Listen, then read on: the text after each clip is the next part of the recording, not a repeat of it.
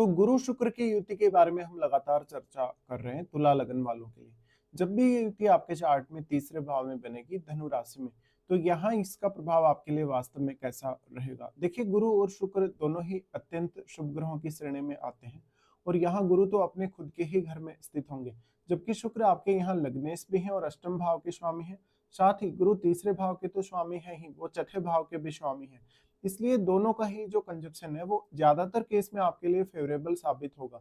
ऐसा जो जातक होगा घूमने फिरने में बहुत ज्यादा रुचि लेगा, साथ ही वो अपनी एबिलिटीज को समझ पाएगा, अपने जो भी नेचुरल उसकी क्षमता है उसको जान पाएगा। यहाँ शुक्र जितना ज्यादा स्ट्रांग होगा उतनी ही ज्यादा वो आपको क्रिएटिविटी प्रदान करेगा। और यहाँ क्योंकि गुरु का साथ है, शुक्र को गुरु का साथ होने की वजह से इस बात की संभावना बहुत अधिक है कि आपके अंदर जो स्पिरिचुअल क्रिएटिविटी है या जो आध्यात्मिक या धार्मिक जो क्रिएटिविटी है उसका ज्यादा विकास होगा। अब यहाँ अगर किसी भी अन्य ग्रह का संबंध है जो आपकी क्रिएटिविटी को और ज्यादा इनहेंस कर सकता है, जैसे अगर मरकरी का संबंध है या मून का संबंध है, तो वो और भी ज्यादा आपके लिए अच्छा होगा। अब इन दोनों ही ग्रहों में से कोई भी रेट्रोग्रेड नहीं होना चाहिए।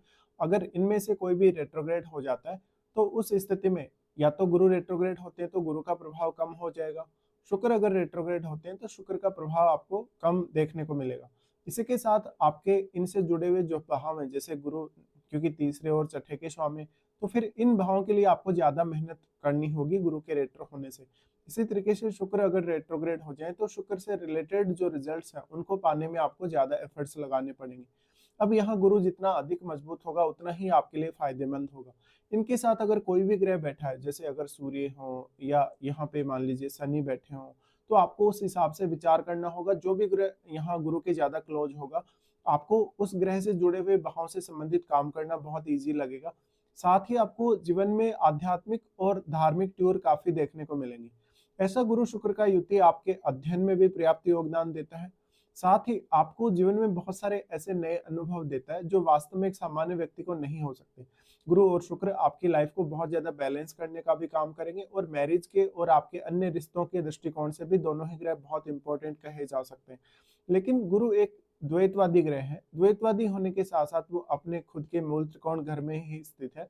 तो हम ये मानते हैं कि अगर लग्नेश होकर कोई भी ग्रह, जैसे शुक्र जैसा ग्रह अगर यहाँ बैठा है और तृतीय के साथ ही बैठा है, तो ऐसा जातक एकदम परिपूर्ण होगा एबिलिटी के मामले में। वो लगभग हर फील्ड का ज्ञान रखने वाला होगा। साथ ही जातक अपने खुद के एफर्ट से अपने जीवन में वो सब हासिल कर सकता है जो वास्तव में वो चाहता है। अगर यहाँ कोई फायरी प्लेनेट का साथ मिल जाता है गुरु या शुक्र को, तो ये आपके लिए और भी ज्यादा अच्छा हो जाएगा। लेकिन फायरी प्लेनेट होने के केस में यहाँ शुक्र पर थोड़ा नकारात्मक असर भी पड़ सकता है, जो कि रिश्तों को लेकर होगा मेनली। अब देखिए यहाँ वास्तव में आप ये देखिए, क्योंकि दोनों ही जो ग्रह हैं वो आपकी मैरिड लाइफ के हिसाब से भी बहुत इंपॉर्टेंट ग्रह हैं। इसलिए क्या वास्तव में सप्तमेश मंगल का संबंध शुक्र से या गुरु से है या नहीं है? इसके साथ साथ यहाँ कोई भी अन्य ग्रह जो भी यहाँ बैठा है वो वास्तव में शुक्र के साथ कैसे संबंध रखता है और गुरु के साथ कैसे संबंध रखता है। इसके अलावा यहाँ आपको ये देखना होगा नवम भाव में जो भी ग्रह बैठा है, नवम भाव में बैठा हुआ ग्रह भी गुरु और शुक्र दोनों पर ही अपना प्रभाव डाल पाएगा। अब अगर देखें तो शुक्र क्योंकि लग्नेश है और लग्नेश होने के साथ साथ वो अष्टमेश है, तो ऐसा जातक अगर अष्टम भाव से जुड़ा हुआ कोई भी कार्य करेगा तो भी उसके लिए काफी फेवर करेगा ये दोनों ही ग्रहों का कंजक्शन। साथ ही जातक अपनी एबिलिटीज को समझने में बहुत ज्यादा सक्षम रहेगा, तो उसको पर्टिकुलर कोई भी फील्ड को चुनने में आसानी होगी। साथ ही जातक घूमने फिरने का विशेष रूप से मन रखेगा और विवाह होने के पश्चात उसके जीवन में काफी बड़े बड़े चेंजेस होने की संभावना रहेगी, जो कि उसकी लर्निंग्स को लेके, उसकी संतान पर्पज को लेके हो सकते हैं या उसके विदेश यात्रा को लेकर भी इवन हो सकते हैं। अब क्योंकि गुरु छठे घर के स्वामी, तो ऐसा जो गुरु है जो सिक्स्थ लॉर्ड अगर थर्ड हाउस में इस तरीके से चला गया है, तो जातक को हालांकि शुरुआत में अपने जीवन में ज्यादा मेहनत करनी होगी हमेशा ही, उसको सेल्फ डिपेंड बनने के लिए भी बहुत ज्यादा प्रयास करने होंगे। लेकिन जातक अपने खुद के दम पर वो सारी एबिलिटीज डेवलप कर पाएगा जो उसको वास्तव में एक अच्छा जीवन जीने के लिए चाहिए। यहाँ पे फिर देखिए, जो अगर हम दृष्टियों के हिसाब से भी बात करेंगे तो गुरु का दृष्टि सबसे पहले सप्तम भाव पे पड़ेगा। सप्तम भाव पे ये दृष्टि आपके मैरिज के लिए बहुत इंपॉर्टेंट होगा। अगर किसी स्त्री का चार्ट हो तो गुरु आपकी लाइफ को बहुत ही धार्मिक तौर पे और आध्यात्मिक तौर पे बैलेंस करने का काम करेंगे। अब यहाँ बैठा हुआ ग्रह भी आपके लिए उतना ही महत्वपूर्ण हो जाता है, क्योंकि उस ग्रह का प्रभाव भी आपकी मैरिड लाइफ और आपके अन्य रिश्तों पर पड़ेगा। साथ ही क्योंकि ये दूसरे पब्लिक का घर है या दूसरे लोगों का घर है, जो भी आपको मिलते हैं या जो भी आपके सामने आते हैं या जिन भी लोगों से आपका कॉन्टेक्ट डायरेक्टली या इनडायरेक्टली किसी भी तरीके से बनता है। तो ये जो हाउस है वो फेस टू फेस मिलने को दिखाता है लोगों से या लोगों से किसी भी प्रकार की डीलिंग्स को दिखाता है। यहाँ गुरु का दृष्टि पड़ना एक ये माना जा सकता है कि अगर सप्तमेश भी अच्छी स्थिति में है, तो निश्चित तौर पे ही जातक को अच्छा नेम फेम मिल सकता है, प्रसिद्धि मिल सकती है जातक को और उसके एबिलिटीज की वजह से उसकी पहचान हो सकती है।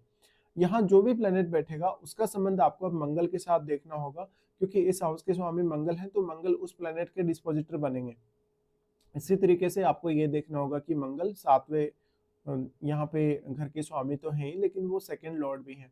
इसके साथ-साथ यहाँ क्योंकि जो शुक्र हैं वो साथ बैठे हैं गुरु के, अगर शुक्र ज़्यादा क्लोज हों गुरु के, तो गुरु आपको अन्य मामलों में भी बहुत ज़्यादा सपोर्ट कर सकता है। स्पेशली पुरुषों के लिए भी यहाँ उतना ही सपोर्ट यहाँ बृहस्पति कर सकते हैं। अब जो शुक्र और गुरु का युति है, शुक्र और गुरु वास्तव में कितने ज़्यादा क्लोज हैं, क्योंकि जितने ज़्यादा ये क्लोज होंगे उतना ही ज़्यादा आप अपनी लाइफ को बैलेंस में ला पाएँगे। जहाँ पर एक तरफ आप धन, लग्ज़री और भोग विलास की तरफ भी आकर्षित होंगे, पर यहाँ गुरु का प्रभाव ज़्यादा रहेगा, इसलिए गुरु से संबंधित गुणों पर आपको ज़्यादा ध्यान देना चाहिए। फिर इनमें से कौन-सा ग्रह ज़्यादा बली है, उसको भी आपको देखना होगा। उसके बाद दोनों का ही दृष्टि नवम भाव पर रहेगा। नवम भाव पे दोनों का दृष्टि आपको लंबी दूरी की यात्रा, आध्यात्मिक यात्रा या आपके किसी भी स्पेशल पर्पस जो 9th हाउस से आपका जुड़ा हुआ पर्पस है, उसके लिए विदेश यात्रा तक को दिखाता है। साथ ही साथ आपके कुछ अच्छे कॉन्टैक्ट बनेंगे विदेशों में या दूसरे स्टेट वगैरह में। ऐसे जातक हमेशा हायर लर्निंग की तरफ आगे बढ़ेंगे और अपनी एबिलिटीज को समय के साथ साथ डेवलप करते जाएंगे। जैसे जैसे ऐसे जातकों की उम्र बढ़ेगी, वैसे वैसे उनके अंदर और ज़्यादा एबिलिटीज डेवलप होंगी, जिससे जातक कोई भी प्रकार का काम करने में सक्षम रहेंगे। अब देखिए, यहाँ अगर बुध का संबंध भी इन दोनों ही ग्रहों से जुड़ जाता है, तो आप बहुत ज़्यादा हार्डवर्किंग होंगे और काफ़ी मल्टीटास्किंग पर्सन होंगे। ऐसा जातक धार्मिक और आध्यात्मिक विषयों में भी बहुत ज़्यादा रुचि रखने वाला होगा। साथ ही उसका हायर स्टडीज पे ज़्यादा फोकस रहेगा उम्र बढ़ने के साथ-साथ। इस प्रकार से अगर देखें तो फिर गुरु का दृष्टि 11वें भाव पे पड़ता है। 11वें भाव को यहाँ गुरु कनेक्ट कर रहे हैं 7वें और 9वें दोनों ही भाव से। तो गुरु कुछ हद तक लक में भी बहुत बड़ा योगदान करेंगे जब वो यहाँ दृष्टि डाल रहे हैं। लेकिन 11वें भाव पे जो दृष्टि है वो आपके धन और आपके नेटवर्क के मामलों में बहुत इंपॉर्टेंट हो जाती है, क्योंकि यहाँ लग्नेश का संबंध है तृतीय से। इसलिए आपका 7वां, आपका 11वां और लगन तीनों ही भाव कनेक्ट हो रहे हैं। तो ये आपको बहुत ज़्यादा ईज़ी बना देता है दूसरों तक पहुँचने के लिए, या दूसरे लोग भी आपके साथ बहुत ही ईज़िली डील कर सकेंगे। तो यहाँ पर इन दोनों के होते हुए आप अपनी किसी भी ऐसी फील्ड में जाना चाहें, जो आपकी चॉइस के अकॉर्डिंग हो, जिसमें आपका बहुत इंटरेस्ट हो या जिसमें आप वास्तव में चाहते हैं जाना, उसमें आप यहाँ प्रयास कर सकते हैं। फिर यहाँ वास्तव में चंद्रमा का संबंध इन दोनों से है या नहीं? चंद्रमा का संबंध इन दोनों से होगा तो ये रिश्तों के लिए और भी अच्छा साबित होगा। लेकिन देखिए, राहु या केतु का संबंध इन दोनों ही ग्रहों से बनता है, तो ये रिश्तों के लिए उतना अच्छा नहीं होगा। हालाँकि आपको एफर्ट करने में काफ़ी मदद मिल सकेगी। पर केतु का जो इम्पैक्ट है अगर गुरु शुक्र पर पड़ता है, तो केतु का इम्पैक्ट पड़ने की वजह से यहाँ शुक्र को ज़्यादा नुकसान होगा गुरु की तुलना में। इसके साथ-साथ आपके जो रिश्ते हैं भाई-बहनों के साथ जुड़े हुए हैं, जो आपके परिवार या फैमिली के साथ जुड़े हुए रिश्ते हैं, उन मामलों में भी दोनों ही ग्रहों का योगदान बहुत इम्पोर्टेंट होगा। इसके साथ ही अगर हम मैरिज के अकॉर्डिंग देखें, तो मैरिज के अकॉर्डिंग गुरु क्योंकि स्त्रियों के लिए उनके हस्बैंड के कारक हैं, तो इस बात की संभावना बहुत हद तक हो सकती है कि आपको खुद को पहचानने में मदद मिलेगी आपके हस्बैंड आने के बाद या आपका मैरिज होने के बाद। साथ ही आपकी एबिलिटीज़ में वृद्धि होगी, आप में क्रिएटिविटी का विकास होगा, साथ ही आपके जो रिश्ते हैं, पारिवारिक रिश्ते और ज़्यादा बेहतर होंगे। इसी तरीके से आपका जो पार्टनर होगा आपकी क्रिएटिविटी में, आपके किसी भी प्रकार के धन लग्ज़री से जुड़े हुए मामले में बड़ा योगदान करेगा। अगर पुरुषों के लिए देखा जाए तो शुक्र उनकी वाइफ़ के कारक हैं। वाइफ़ के कारक होने की वजह से इस बात की बहुत हद तक संभावना बनती है कि आपकी मैरिज होने के पश्चात गुरु रूपी जो ज्ञान है वो आपके जीवन में बढ़ेगा, आपके जीवन में लक का भी आपको सपोर्ट मिलेगा। साथ ही छोटी दूरी की यात्राएँ और लंबी दूरी की यात्राओं के बहुत अधिक होने के चांसेस बन जाएँगे। इसके साथ-साथ आपकी लर्निंग्स, आपका संतान का पर्पज़ या आपका अन्य कोई भी ऐसा पर्पज़ जिसका संबंध विदेश से है, जिसका संबंध आपके खुद के स्किल से है, उनमें भी काफ़ी ज़्यादा डेवलपमेंट होगा। तो इस तरीके से आपको इन दोनों को ही देखना होगा जब भी ये कंजंक्शन आपके 3rd हाउस में बन रहा हो।